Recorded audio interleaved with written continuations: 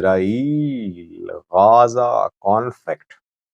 For the first time since 2005, Israel has taken control of Gaza border with Egypt.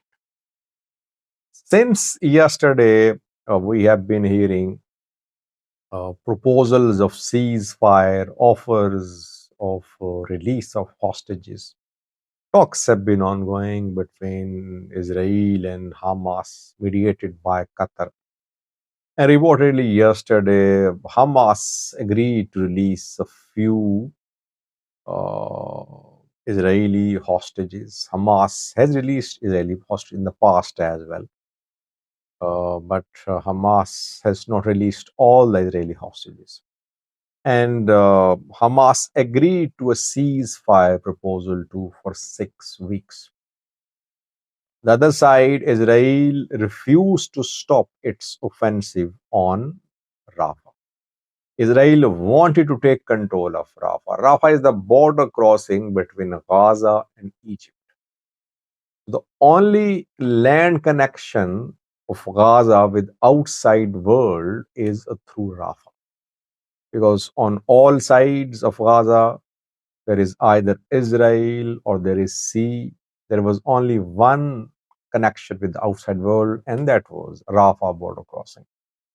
And there were around a million IDPs from other parts of Gaza who were based close to Rafah.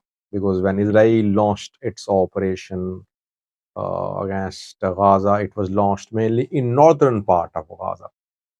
Rafah is in southern part of Gaza. So back then, Israel told Palestinians to move towards southern Gaza, towards Rafah border crossing.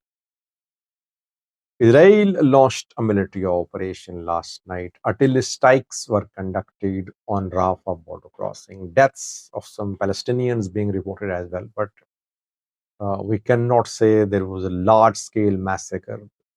The reports are still coming in. But around 2 hours ago, Israeli forces took full control of the Gaza side of Rafah border. Egypt has been opposing Israeli attacks on Gaza, on Rafah. And Egypt has been accusing Israel that Israel wants to push Gaza residents, Palestinians, into Egypt through Rafah border crossing.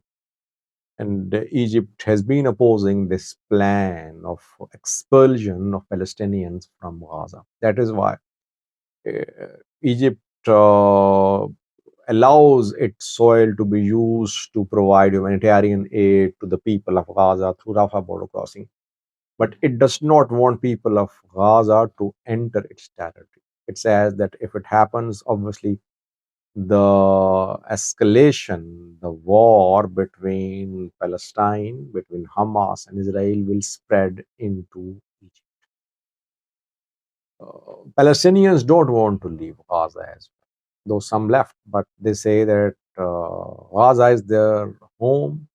Why should they leave Gaza, and why should they be displaced into Egyptian desert?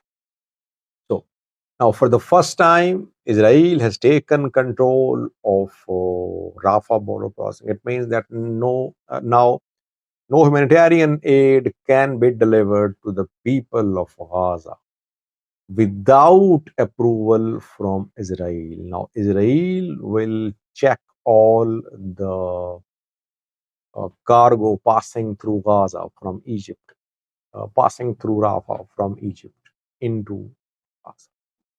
Already people are in dire need of aid in Gaza. There is shortage of food. And Israel has been monitoring Rafah border crossing by air.